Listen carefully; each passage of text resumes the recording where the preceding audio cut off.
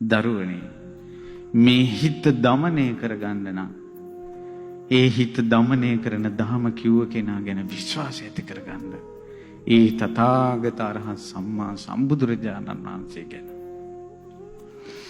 ඒ බුදුරජාණන් වහන්සේ ගැන විශ්වාසය ඇති කරවන්න ඒ බුදුරජාණන් වහන්සේගේ ජීවිතේ ක්වොලිටිස් බලන්න.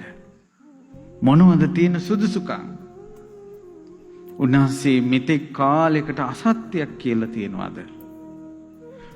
උන්වහන්සේගේ ජීවිත කාලය පුරාවට උන්වහන්සේට වැරදිච්ච තැනක් තියෙනවද? කියපු දේවල් සත්‍යද අසත්‍යද කියලා හොඳට බලන්න. ඒ විදිහට ඒ බුදුරජාණන් වහන්සේ තේරුම් ගන්න පුළුවන් හොඳ ක්‍රමයක් කියන්නද? ඒ තථාගත අරහත් සම්මා සම්බුදුරජාණන් වහන්සේගේ පිරිසිදු ජීවිතය රතු පළසක තියෙන වෛරොඩියක් වගේ බැබලෙන, වලාකුළු නැති අහසේ තියෙන හිරු මණ්ඩලක් වගේ බැබලී ඒ උතුම් බුදුරජාණන් වහන්සේගේ සම්බුදු ජීවිතය අපිට පෙනෙන පොතක් තියෙනවා. මොකක්ද ඒ පොත? ආචාර්ය මනුස්සෝ. ආචාර්ය මනුස්සෝ ඒ උතුම් පොත් වහන්සේගෙන් සම්මා සම්බුදුරජාණන් වහන්සේගේ නිකලල් පවිත්‍ර පිරිසිදු උතුම් ආනුභාව සම්පන්න ජීවිතය එච්චර මිනිස්සෙකුට කියා දෙන වෙනත් පොතක් නෑ. වර්ණනා කරන්න මා වචන දන්නෙත් නෑ. තරුණ පුතෙක් කිව්වා ඒ කොල්ලා ෆෝන් එකේ ඉඳලා රෑ එළි වෙනකල් ඇස් දනවා. මන් ළඟට අඬාගෙන ආවා. මං ගොම් පුතා ඔබ කැමති නම් මේක අයින් කරපන්. ෆෝන් එක අයින් කළා. දැන් වත් පිළිවෙත් කරගෙන හිටියා. මං ගොම් මේ පොත කියවපන්.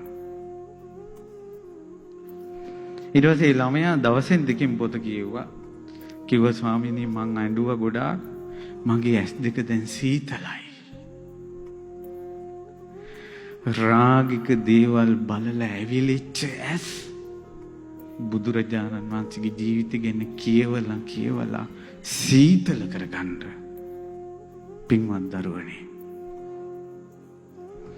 නවකතා කෙටි කතා පත්තර කියවලා කෙලෙස් කහට අතුල්ලා ගත්ත ඇස් බුදුරජාණන් වහන්සේගේ සම්බුදු දිවිය ගැන කියවලා ඇතිවෙන ශ්‍රද්ධා වතුරෙන් සෝදා හරින්න. ඒ දහම් පොත මනවින් කියවගෙන යනකොට විශ්වාසයක් ඇති වෙනවා. හිතට හැඟීමක් ඇති වෙනවා. ඒ භාග්‍යවත් අරහත් සම්මා සම්බුදුරජාණන් වහන්සේ ඒකාන්තයෙන්ම ආශ්චර්යයි කියලා.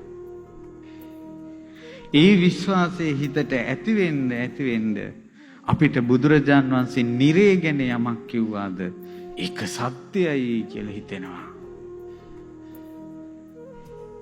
පින්පව් ගැන කියපු දේවල් සත්‍යයි කියලා හිතෙනවා. අන්න ඒ ශක්තිය අපිට ඇති වුණොත් අපේ අතින් වෙන දුෂ්චරිතේ වළක්ව ගන්න පුළුවන්.